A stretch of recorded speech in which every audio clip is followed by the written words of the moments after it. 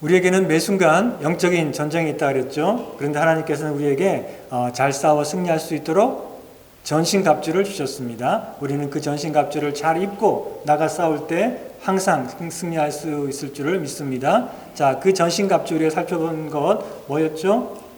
진리로 허리띠를 떼어야 됩니다. 진리로 우리가 굳게 서야 됩니다. 그리고 의의 흉배를 붙이고 우리가 의롭게 되었다는 확신 가운데 의롭게 살아가야 됩니다. 그리고 평화의 복음의 신발을 신고 복음에 대한 확신 가운데 복음을 전하며 살아가야 됩니다. 그리고 사탄의 불화살을 막을 수 있는 방패, 뭐죠? 믿음의 방패를 가지고 사탄의 불화살과 시험과 유혹을 이겨야 됩니다. 자, 그리고 지난주에 살펴본 구원의 확신, 뭐죠? 구원의 투구를 쓰고 그리고 성령의 검, 즉 하나님의 말씀을 가지고 나가 싸워야 됩니다. 자, 그런데 그게 다가 아닙니다. 오늘 읽은 본문 말씀에 보니까 한 가지가 더 있습니다. 오늘 18절 말씀 보니까 모든 기도와 간구로 하되 무시로 성령 안에서 기도하고 라고 말씀하고 있습니다. 우리가 항상 나가 싸울 때 모든 기도와 간구로 나가 싸워야 된다라고 말씀하고 있습니다. 우리는 우리 힘이 아니라 성령의 능력으로 나가서 싸워 승리해야 됩니다. 우리가 성령의 능력으로 싸우기 위해서 필요한 게 두 가지가 있습니다. 첫째는 지난주에 살펴본 성령의 검, 뭐죠? 하나님의 말씀이라 그랬죠. 그리고 두 번째는 뭡니까?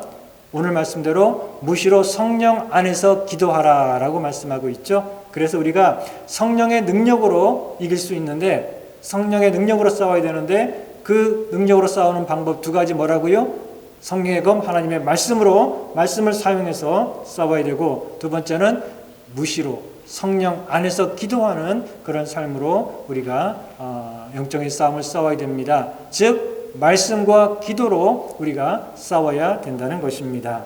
우리가 기도할 때 하기는 하는데 어쩌다 해서는 안 됩니다. 가끔씩 해서는 안 됩니다. 우리가 항상 기도해야 됩니다. 뭔가 필요할 때만 또 어려운 일이 닥칠 때 그때만 기도해서는 안 되고 어떻게 기도해야 됩니까? 오늘 본 말씀에 보니까 무시라는 말은 항상이라는 말입니다. 항상 성령 안에서 기도하라 라고 말씀하고 있습니다. 데살로니가전서 5장 10절도 말씀하고 있죠. 쉬지 말고 기도하라. 우리는 무시로 즉 항상 그리고 쉬지 않고 기도를 해야 됩니다. 어떻게 쉬지 않고 기도하나요? 밥도 먹어야 되는데 잠도 자야 되는데 쉬지 않고 기도하라는 것은 밥도 안 먹고 기도하라는 얘기가 아니죠. 예수님도 그렇게 기도하지는 않으셨습니다. 바울도 그렇게 기도하지는 않았습니다. 우리가 무시로 항상 쉬지 않고 기도하라는 것은 우리가 항상 쉬지 않고 하나님을 생각하고 하나님을 의식하며 살아가야 되고 모든 일에 하나님을 의지하는 그런 삶을 살아야 된다. 그런 말씀입니다.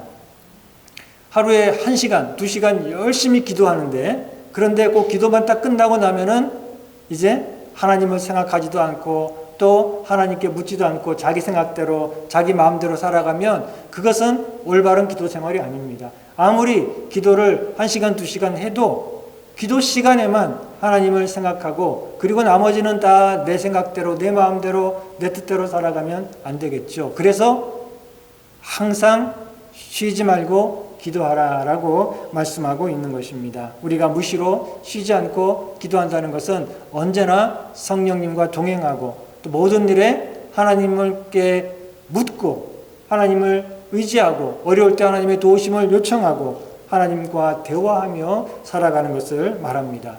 기쁠 때, 즐거울 때 실컷 기뻐하고 끝나는 것이 아니라 어떻게 해야 될까요? 기쁠 때, 즐거울 때 하나님 앞에 감사하고 하나님을 찬양하는 그런 입술에 찬양의 제사가 있어야 되겠죠. 슬플 때 슬픔에 빠져가지고 혼자 괴롭게 있는 것이 아니라 하나님께 나아가야 되죠. 그 슬픔을 가지고 하나님께 나아가 하나님의 위로하심을 요청해야 됩니다. 어려운 일이 있을 때 혼자 낑낑거리지 말고 혼자 그것 때문에 짓눌려 있지 말고 하나님께 나아가 도움을 요청해야 됩니다. 무슨 일을 결정해야 될 때 어떻게 됩니까? 하나님께 지혜를 구해야 되겠죠. 하나님 어떻게 해야 될까요? 하나님의 뜻이 무엇입니까? 하고 그 순간 하나님의 도우심과 지혜를 요청을 해야 됩니다. 그리고 화가 날 때도 잘 안 되지만 화가 날 때 기도해야 됩니다. 화가 나는 그 순간에 하나님 저에게 온유한 마음을 주옵소서, 절제하는 마음을 주옵소서, 이 순간 내가 혈기를 부리지 않고 참을 수 있도록 하나님 도와주옵소서 기도해야 됩니다. 그리고 세상에서 악한 일들, 불의한 일을 볼 때 기도해야 됩니다. 하나님 긍휼히 여겨 주시옵소서. 하나님의 정의가, 하나님의 의의가 이 땅에 속히 이루어지기를 원합니다. 우리가 또 기도를 해야 됩니다. 그리고 믿지 않는 사람을 만났을 때 하나님 저 사람을 불쌍히 여겨주시고 구원하여 주옵소서 기도해야 되죠. 자, 이렇게 기도하면 쉴 틈이 있을까요? 모든 일에 기쁘나 슬프나 어려운 일이 있으나 또 누구를 만나든지 이렇게 우리가 항상 하나님께 기도한다면 정말 우리는 쉴 틈이 없을 겁니다. 그래서 쉬지 않고 기도하게 되고 무시로 항상 주님과 동행하며 기도하는 삶을 살게 되는 것이죠. 제가 옛날에 한국에 있을 때 저녁에 이제 거실에서 9시 TV 뉴스를 보고 있었습니다. 그러다가 제가 안방에 들어가서 울면서 기도한 적이 있습니다. 뉴스를 보다 말고. 어떤 뉴스였냐면은 하도 오래돼가지고 제가 정확히 그 사건의 기억이 나지는 않는데 어떤 아버지가 자기 아들의 손인가를 다치게 만들어가지고 보상금을 타내려다가 걸린 거예요. 참 못된 아버지죠. 그런데 이 아들은 우리 아버지 잘못한 거 없어요 하면서 경찰한테 매달려가지고 울면서 우리 아버지 잘못한 거 없어요 보내주세요 막 그래요. 무슨 일인가 하면 이 아버지하고 아들하고 둘이 짠 거예요. 아들에게 억지를 시킨 게 아니라 이 아들도 아버지 말을 듣고 자기가 하겠다 그러고 둘이 짜가지고 일부러 다친 거예요. 왜 그랬을까요? 네? 보상금 왜 타려고요? 너무 힘드니까. 그렇죠? 이 어린아이가 볼 때도 이 아버지가 볼 때도 너무 막막하고 너무 힘드니까 이 아이도 그런 생각을 할 수밖에 없고 그래가지고 그런 일을 하다가 결국 잡히게 된 거죠. 아버지는 아이고 내가 미쳤나 봅니다. 당연히 벌을 받겠습니다 하죠. 아들은 우리 아버지 잘못한 거 없어요 그래서 매달리죠. 지금 생각해도 슬프네. 그렇죠? 지금 생각해도 아주 오래전 일인데 참 안타깝고 슬픈 일이죠. 그런 뉴스를 보니까 마음이 너무 아픈 거예요. 그래서 뉴스를 보다 말고 방에 들어가서 엎드려서 기도한 적이 있습니다. 지금도 뉴스를 보고 주변을 보면 이런 안타깝고 슬픈 일들이 얼마나 많습니까? 그런데 그때 제가 정말 잠깐 멈춰서 하나님께 간절히 기도한 적이 잘 없는 것 같아요. 반성해야 되겠죠. 우리가 순간순간 이런 일을 닥칠 때, 슬픈 일을 닥칠 때 그 문제를 가지고 하나님께 주님 긍휼히 여겨 주십시오 하고 기도해야 되고, 또 불의한 일을 볼 때 화가 나서 욕하고 비판하는 것으로만 그치는 것이 아니라 하나님의 의가 속히 이루어지기를 원합니다. 이렇게 우리가 기도해야 되는 것이죠. 그런데 우리가 기도할 때 방에 들어가서 엎드려서 무릎 꿇고 기도할 때도 있지만 항상 그래야 되는 건 아닙니다. 우리가 기도할 때 항상 눈을 감고 무릎 꿇고 그렇게 기도하는 것만 기도가 아니라 우리가 언제든지 어떤 형태로든지 기도할 수 있습니다. 느헤미야의 기도를 보면 우리가 또 어떻게 기도할 수 있는지를 알 수가 있습니다. 느헤미야는 페르시아 제국에서 왕 가까이서 왕을 섬기는 그런 높은 관료로 있었는데, 그런데 이 느헤미야가 고국 이스라엘의 소식을 들었습니다. 고국 이스라엘의 예루살렘의 성이 회파되고 성벽이 무너지고 성문은 불에 타고 그래서 아주 위험한 처지에 놓였다는 소식을 들었습니다. 마음이 너무 안 좋습니다. 그러니 얼굴이 어둡고 수심이 가득 찹니다. 가까이서 왕을 섬기는데 그런데 여전히 마음속에 걱정이 있으니까 얼굴이 어둡습니다. 왕이 물어봅니다. 오늘따라 네 얼굴이 왜 이렇게 어둡고 근심에 가득하냐 물어봅니다. 옆에서 가까이서 왕을 섬기는 신하가 그렇게 자기 감정을 드러내고 근심스러운 그런 표정을 보이면 그러면 당장에 쫓겨나거나 또는 끌려가서 처형을 당할 수도 있습니다. 그런데 다행히 왕은 물어봅니다. 왜 오늘따라 네가 그렇게 슬픈 표정을 하고 있느냐 물어봅니다. 느헤미야는 덜컥 겁이 나긴 했지만 자초지종을 왕에게 얘기합니다. 저의 조국 땅에 있는 예루살렘이 회파되고 성문이 불에 타고 그래서 아주 위험한 처지에 있다는 얘기를 들으니 제 마음이 참 너무나 안타깝고 걱정이 차서 그만 그랬습니다 하고 얘기를 합니다.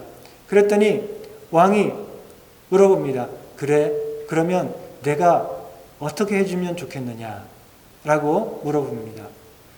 느헤미야는 마음 같아서는 당장에 고국에 달려가서 좀 이 예루살렘 성을 재건하는 그런 일을 좀 하고 싶은데 지금 여기 왕궁에서 자기 하는 일에 매여있기 때문에 갈 수 없는 처지인데 그런데 왕이 물어봅니다. 그래, 그런 일이 있으면 내가 어떻게 도와줄까? 내가 뭘 해주기를 원하느냐? 라고 물어봅니다. 자, 그때 느헤미야가 어떻게 했는가? 느헤미야 2장 4절 5절에 보니까 이렇게 말씀하고 있습니다. 왕이 내게 이르시되 그러면 내가 무엇을 원하느냐 하시기로 내가 곧 하늘의 하나님께 묵도하고 왕에게 아뢰되 왕이 만일 좋게 여기시고 종이 왕의 목전에서 은혜를 얻었사오면 나를 유다 땅 나의 주상들의 묘실이 있는 성읍에 보내어 그 성을 건축하게 하옵소서 하였는데. 자, 이 말씀에서 중요한 게 뭡니까? 네. 내가 곧 하늘의 하나님께 묵도하고. 지금 느헤미야에게는 절호의 찬스가 온 거죠. 당장 조국을 돕기 위해서 뭔가를 하고 싶은데 그런데 왕이 물어봅니다. 내가 어떻게 도와줄까? 지금 절호의 기회가 왔으니까 당장에 이렇게 할 수 있도록 해주십시오. 뭐라고 얘기를 하고는 싶지만 그러나 먼저 어떻게 했습니까? 그 순간 하늘의 하나님께 묵도했다. 소리 안 내게 기도했다는 말이죠. 느헤미야가 그 순간에 기도를 했는데 하늘을 우러러 손을 들고 기도한 건 아니겠죠. 눈을 감고 기도한 것도 아닐 겁니다. 그 자리에서 무릎을 꿇고 기도한 것도 아닐 겁니다. 왕 앞에서 지금 얘기하고 있는데 어떻게 그렇게 할 수 있습니까? 아마도 왕이 눈치채지 못할 정도의 짧은 순간에 속으로 하나님께 기도를 했을 것입니다. 뭐라고 기도했을까요? 길게는 못했겠죠. 그 순간 하나님께 기도했는데 아마 하나님 도와주십시오. 아니면 또 하나님 저에게 지혜와 용기를 주옵소서. 또는 하나님 무슨 부탁을 해야 될까요? 제가 뭐라고 말을 해야 될까요? 그렇게 기도했을 수도 있고 혹은 하나님 이 왕의 마음을 움직여 주옵소서. 뭐 그렇게 기도했을 수도 있겠죠. 어쨌든 그 짧은 순간에 먼저 자기가 정말 요청하고 싶은 얘기를 왕에게 하기 전에 먼저 하늘의 하나님께 기도하고 하나님의 지혜와 은혜와 능력을 구하는 기도를 하고 그리고 왕에게 얘기를 했다는 것입니다. 우리도 순간순간 이런 기도를 해야 됩니다. 무슨 일이 있을 때, 갑자기 큰 일이 닥쳤을 때 그때 순간 하나님 이게 무슨 일입니까? 하나님 도와주십시오. 짧게라도 우리가 기도해야 됩니다. 우리가 어떤 결정을 내려야 될 때 성급하게 결정을 내리기보다 그 순간에 하나님 도와주십시오. 지혜를 주십시오. 어떤 결정을 해야 됩니까? 또는 무슨 말을 해야 될지 모를 때 하나님 제가 뭔 말을 해야 될까요? 하고 기도를 해야 됩니다. 겁이 날 때도 하나님 도와주십시오 라고 기도를 해야 됩니다. 이렇게 짧은 순간이지만 우리는 모든 순간순간마다 모든 일에 하나님을 의지하고 묻고 또 기도하는 그런 삶을 살아야 됩니다. 이런 기도를 화살 기도라고 합니다. 급하게 화살을 쏘아 올리는 것처럼 하나님께 아주 짧은 순간에 급하게 빠르게 기도하는 것을 말합니다. 어떤 기도일까요? 이 화살 기도는 아주 짧은 기도겠죠. 급하게 그 상황에 하나님께 신속하게 기도하는 건데 하나님 도와주십시오. 이렇게 기도하거나 혹은 또 하나님 지혜를 주십시오. 하나님 어떤 말을 해야 될까요? 하나님 저 사람 불쌍히 여겨주십시오. 하나님 이 유혹을 이기게 도와주십시오. 뭔가 자기에게 유혹이 오는 그 순간에 그때도 우리가 짧게 기도할 수 있어요. 하나님 도와주세요. 힘을 주세요. 이 유혹과 시험을 이기게 해주세요. 또는 즐거운 일이 있을 때 기뻐하고 또 즐거워하기 전에 먼저 하나님께 하나님 감사합니다. 이렇게 우리가 기도할 수 있어야 됩니다. 이렇게 순간순간 이런 기도들이 짧은 기도지만 이런 화살 기도들이 계속 이어지면 어떻게 될까요? 그러면 그게 쉬지 않고 항상 하루 종일 기도하는 게 되겠죠. 그리고 우리가 기도할 때는 모든 일에 대해서 구체적으로 기도해야 됩니다. 18절에 보니까 모든 기도와 간구로 하되라고 말씀하고 있는데 여기서 기도와 간구는 비슷한 말 같지만 좀 차이가 있습니다. 기도라고 하는 것은 일반적인 기도를 말합니다. 그리고 간구라고 하는 것은 구체적인 그 상황에서 필요한 구체적인 문제를 기도하는 것을 말합니다. 예를 들어 본다면 기도는 하나님, 제가 하나님을 닮아서 사랑하고 용서하는 삶을 살게 해주세요. 이렇게 우리가 기도해야 되겠죠. 그거는 일반적인 기도죠. 그런데 구체적인 간구는 뭔가 하면 하나님, 아무개를 보면은 자꾸만 화가 나고 짜증이 나고 미워하는 마음이 생겨요. 하나님, 저 사람을 불쌍히 여기고 사랑할 수 있도록 도와주세요. 이렇게 기도하는 것은 구체적인 간구겠죠. 또 다른 예를 들어 본다면 일반적인 기도는 하나님, 제가 하나님을 닮아서 거룩한 사람이 되게 해주십시오. 이렇게 우리가 기도해야 되죠. 일반적인 기도입니다. 그런데 구체적인 간구는 뭔가 하면 예를 들어 본다면 하나님, 제가 오늘 계모임에 가는데 혹은 오늘 친구들 점심 모임이 있는데 가서 사람들과 얘기할 때 하나님, 제가 속된 말, 헛된 말 하지 않고 거짓된 말이나 또는 남을 험담하는 말이나 그런 말 하지 않고 덕을 세우는 아름다운 말들만 할 수 있도록 도와주옵소서. 이렇게 기도하면 그거는 그 순간에 구체적인 그런 간구가 되겠죠. 우리는 모든 기도와 모든 간구로 이렇게 하나님께 모든 것을 맡기고 의지하는 그런 기도의 삶을 살아가야 됩니다.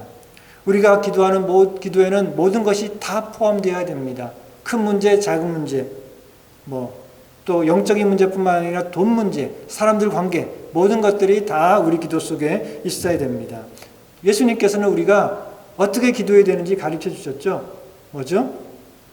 주님께서 가르쳐 주신 기도, 우리가 잘 아는 주기도문에 보면 우리가 무엇을 구해야 될지 말씀해 주고 있는데 첫 번째 어떤 기도를 해야 됩니까? 우리는 하나님을 향한 감사와 찬양, 영광 돌리는 그런 기도를 먼저 해야 됩니다. 하늘에 계신 우리 아버지여, 이름이 거룩히 여김을 받으시오며, 기도할 때 먼저 하나님을 높이고 하나님께 영광을 돌리고 하나님께 감사하는 그런 기도를 먼저 하라고 그러셨죠. 그래서 우리도 기도할 때마다 급하게 나 필요한 거 먼저 막 요구하기보다 먼저 기도할 때 우리가 하나님의 영광을 찬미하고 하나님의 선하심과 은혜로우심과 거룩하심을 우리가 고백하고 또 인정하고 또 감사하는 그런 기도를 올려드려야 됩니다. 우리가 기도할 때 하나님, 선하신 하나님, 좋으신 하나님, 자비가 풍성하신 하나님, 저를 위해서 끊임없이 참으시는, 오래 참으시는 하나님, 능력이 많으시는 하나님 감사합니다. 이렇게 우리가 기도해야 됩니다. 그렇게 기도하고 나면 기도를 시작하면 어떻게 돼요? 우리 마음이 뿌듯해지지 않아요? 그렇죠? 그렇게 우리가 하나님을 향한 영광과 또 찬미를 고백하며 기도를 시작하면 우리 마음이 뿌듯해져요. 왜냐하면 내가 기도하는 하나님이 이런 하나님이구나. 내 기도를 들으시는 분이 이런 하나님이구나. 이런 하나님이니까 내 기도가 헛되지 않고 하나님께서 내 기도를 들으시겠지 하는 그런 마음이 들죠. 그래서 우리가 기도할 때 먼저 우리 하나님을 향한 감사, 찬양의 고백을 먼저 해야 됩니다. 그리고 우리가 기도할 때는 먼저 하나님의 나라를 위해서, 복음을 위해서, 교회를 위해서도 기도해서 하나님의 영광이 이 땅에 나타나도록 그렇게 기도를 해야 되죠. 두 번째, 우리가 기도할 때는 영적인 문제를 가지고 기도를 해야 됩니다. 항상 우리의 육신적인 물질의 문제만 가지고 기도하는 것이 아니라 영적인 문제를 위해서 기도해야 됩니다. 예수님께서 뭐라 하셨습니까? 우리가 우리에게 죄전제를 사해 준 것이 우리 죄를 사해 주옵시고, 우리가 기도할 때마다 우리는 회개해야 됩니다. 우리가 순간순간 짓는 죄들이 얼마나 많습니까? 우리가 큰 죄, 작은 죄, 또 나쁜 일을 한 것도 있고 해야 될 일을 하지 않은 것도 있고, 이런 여러 가지 죄들을 우리가 먼저 하나님께 고백해야 됩니다. 그리고 또 기도할 때마다 우리는 하나님, 제가 하나님을 닮고 거룩하고 또 하나님의 뜻을 순종하는 그런 삶을 살 수 있는 은혜와 용기를 주옵소서. 이렇게 우리가 기도해야 됩니다. 영적인 것을 위해서 우리가 먼저 기도를 해야 됩니다. 그러나 또 우리는 세 번째, 물질적인 문제, 육신의 문제를 가지고도 기도를 해야 되죠. 그래서 예수님께서는 우리에게 일용할 양식을 주옵소서라고 기도하라 그러셨죠. 우리에게 있어야 될 여러 가지 물질의 문제를 놓고 하나님께 기도를 해야 됩니다. 그 모든 것들은 저절로 주어지는 것이 아니고 오직 하나님의 은혜로 우리에게 주어지는 것이니 매일매일 우리는 우리에게 쓸 것을 위해서 하나님께 간구하고 기도하며 의지해야 됩니다. 우리가 이렇게 모든 일에 기도하며 하나님을 의지할 때 하나님께서는 우리의 모든 삶을 돌아보시고 또 우리에게 하나님께서 영육간의 은혜와 복을 주실 것입니다. 본문 18절에 보니까 모든 기도와 간구로 하되 무시로 성령 안에서 기도하고 이를 위하여 깨어 구하기를 항상 힘쓰며 여러 성도를 위하여 구하라 라고 말씀하고 있습니다. 우리는 모든 일에 기도와 간구로 하되 무시로 항상 성령 안에서 기도해야 됩니다. 그러기 위해서는 깨어 있어야 됩니다. 잠자면 안 됩니다. 영적으로 잠자면 안 되고 깨어 있어야지 우리가 항상 모든 일에 성령 안에서 기도할 수가 있습니다. 예수님께서도 제자들에게 뭐라고 그러셨습니까? 시험에 들지 않도록 깨어 있어 기도하라 라고 말씀하고 있습니다. 우리가 항상 깨어 있어야 됩니다. 기도해야 될 순간인데, 기도해야 될 때인데 우리가 기도하지 않고 잠자는 경우들이 있습니다. 뭐 괜찮겠지. 이 정도는 내 힘으로 내가 알아서 할 수 있지. 이게 바로 잠자는 거죠. 우리는 깨어 있어야 됩니다. 영적인 모든 문제에 있어서 깨어서 하나님을 의지하고 기도하는 그런 삶을 살아가야 됩니다. 분명히 기도해야 될 그런 상황인데, 기도해야 될 문제인데 우리가 그걸 무시하고 기도하지 않으면 어떻게 될까요? 그러면 시험에 들고 넘어질 수밖에 없습니다.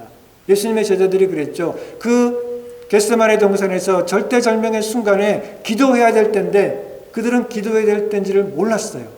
그냥 잤습니다. 지금 우리가 생각해 볼 때는 어떻습니까?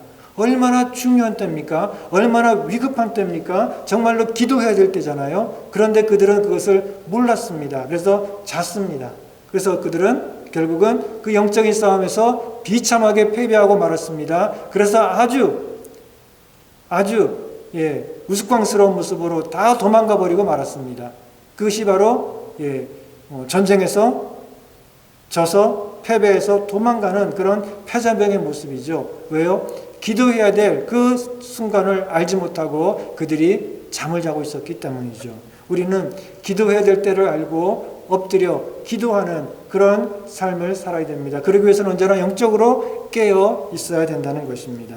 그리고 기도할 때 항상 힘쓰라라고 말씀하고 있습니다. 한두 번 기도하고 마는 것이 아니라 또 기도했는데 응답이 없다고 낙심하지 말고 우리는 항상 힘쓰라. 계속해서 기도하는 삶을 살아가야 됩니다. 포기하지 말고 낙심하지 말아야 됩니다. 기도에도 인내가 필요합니다. 왜냐하면 우리가 생각하는 것과 하나님의 때가 다를 수 있기 때문에 우리는 하나님의 때를 기다리며 인내하며 계속해서 기도해야 됩니다. 그리고 우리는 또 뭐라 그러셨습니까? 서로를 위해서 기도하라 라고 말씀하고 있습니다. 우리가 항상 내 자신만을 위해 기도하는 것이 아니라 여러 성도들을 위해서 기도하는 그런 기도를 해야 됩니다. 어린아이들은 항상 뭐라 그러죠? 미미미미. 아니, 저기 있는 사람 말고. 미미미미. 뭐죠? 나. 어린아이들은 항상 자기만 생각하고, 자기 문제만, 자기 얘기만 하고, 자기만 신경 쓰고 그러죠? 아이들은 아직 성숙하지 못하니까 그렇지만 그 아이가 점점 자라가고 성장하게 되면 어떻게 됩니까? 다른 사람을 돌보고 또 챙길 줄 알게 되죠. 영적으로도 마찬가지입니다. 우리가 기도하는데 늘 나를 위해서, 내 가족만을 위해서 기도하면은 그거는 미미미미 기도겠죠. 어린아이 같은 그런 기도죠. 그러나 우리가 믿음의 장성한 사람이 되고 성숙한 사람이 되면 나와 내 가족을 위해서 기도할 뿐만 아니라 우리 형제 자매들을 위해서, 우리 성도들을 위해서, 특별히 어려움에 있거나 또 시험 가운데 있는 사람들을 위해서 기도해야 됩니다. 그것이 성숙한 그런 사람의 기도인 것입니다. 그리고 우리는 또한 우리의 기도가 더 넓어져야 되겠죠. 우리의 가족뿐만 아니라 이웃과 교회와 그리고 나아가서 우리 사회와 국가를 위해서 기도해야 됩니다. 오늘 권사님께서 기도하신 것처럼 우리 미국 사회를 바라보고 우리 대선을 앞두고 있는데 기도해야 됩니다. 한국도 지금 바라보면 얼마나 참 화가 나고 또 안타까운 일들이 많이 있습니까? 그런 걸 보면서 그냥 화가 나고 또 욕하고 끝나는 것이 아니라 기도해야 됩니다. 하나님께 그 문제를 가지고 나아가 기도하고 하나님 긍휼히 여겨주시고 고쳐주시고 도와주십시오라고 우리가 기도해야 됩니다. 그리고 나아가서 우리는 목회자들을 위해서 기도해야 됩니다. 하나님의 말씀을 전하는 목회자들을 위해서 기도해야 됩니다. 19절에 보니까 또 나를 위하여 구할 것은 내게 말씀을 주사 나로 입을 벌려 복음의 비밀을 담대히 알리게 하옵소서 할 것이니, 목회자들이 담대하게 하나님의 진리의 말씀을 선포할 수 있도록 기도하고 기도로서 붙들어주고 도와야 된다는 것입니다. 기도는 영적인 전쟁에서 필수적인 것입니다. 기도는 전쟁터에서 병사들이 사용하는 무전기와 같습니다. 무전기가 있어야지만 올바로 전쟁을 수행할 수가 있습니다. 아무리 훌륭한 무기를 갖고 잘 갖춰졌다라고 해도 무전기가 없으면 큰일 납니다. 왜냐하면 무전기가 없으면 어디로 가야 될지 모르고 또 고립되어 가지고 다른 그 본부에다가 도움을 요청할 수도 없고, 그러다 보면은 이리저리 헤매다가 적들에게 붙잡히거나 결국은 싸움에서 피할 수밖에 없죠. 무전기가 이 전쟁터에서는 생명과 같이 아주 중요한 것입니다. 전투를 하다가 좀 밀림이 어떻게 됩니까? 우리가 좀 숫자가 적어가지고 상대 적군에게 좀 밀려가지고 아유 큰일 났다. 그럴 때 어떻게 됩니까? 무전기를 가지고 본부에다가 빨리 요청을 해야 되죠. 포격 지원을 해주십시오라고 무전을 치면 어떻게 됩니까? 그러면 막 우리가 밀리고 지고 있는데 위험한 상황인데 자 뒤에서 뭡니까? 우리 그 포대에서 포격 지원 사원을 막 해주면은 포가 적군에게 막 떨어지고 혹은 전투기가 날아와서 지원 폭격을 해주고, 그러면 이제 적들을 물리치고 섬멸할 수 있죠. 그 순간에 무전기가 없으면, 또 무전기 있는데 사용하지 않으면 어떻게 됩니까? 그러면 거기서 밀리고 질 수밖에 없는 거죠. 그럴 때 무전기를 사용해야 됩니다. 그리고 또 싸우는데 병사들이 탄약이 떨어졌어요. 탄약이 떨어지고 또 군수품 그리고 식량이 떨어졌습니다. 어떻게 해야 됩니까? 빨리 무전을 쳐서 군수품을 또 식량 보급을 빨리 해달라고 요청을 해야 되죠. 이렇게 무전기는 중요합니다. 그리고 어떻게 싸워야 될지 모를 때, 그럴 때도 어떻게 됩니까? 빨리 무전기를 쳐서 무전기를 사용해서 지휘관에게 물어봐야 되죠. 그러면 지휘관이 작전 지시를 내려줍니다. 어떻게 싸울 것인지, 어느 부대는 어디로 가고, 이런 전략적인 작전 지시를 내려주면 그것을 듣고 그대로 해야 되지요. 이렇게 무전기는 전쟁을 하는데, 전투를 하는데 아주 중요한 필수적인 것입니다. 이렇게 병사는 지휘관과 의사소통이 잘 돼야지 효과적으로 바르게 싸워서 전쟁에서 승리할 수 있고, 영적인 전쟁에서도 마찬가지입니다. 우리는 기도라고 하는 무전기를 가지고, 그래서 어려울 때 우리 주님의 도우심을, 지원 사격을 요청해야 됩니다. 필요한 것이 있을 때 주님 나에게 필요한 이런 것들을 주십시오 라고 기도해야 됩니다. 그리고 어떻게 해야 될지 모를 때, 어디로 가야 될지 모를 때 주님께 물어봐야 됩니다. 기도 가운데. 그러면 주님께서 지시하시고 또 인도하시는 대로 우리가 나아갈 수 있는 것입니다. 이렇게 기도는 우리 영적인 싸움에서 무전기와 같습니다. 자, 그런데 어떤 사람들은 이 기도를 전쟁터의 무전기가 아니라 중국집에 짜장면 배달시켜 먹는 그런 전화기로 생각하는 사람이 있어요. 그래서 배고플 때만 전화해요. 문제가 있을 때, 뭔가 필요한 게 있을 때만 전화해요. 기도는 그게 아니죠. 기도는 중국집에 짜장면 배달시키는 전화기가 아닙니다. 기도는 뭐라 그랬죠? 전쟁터에서 병사들이 사용하는 무전기입니다.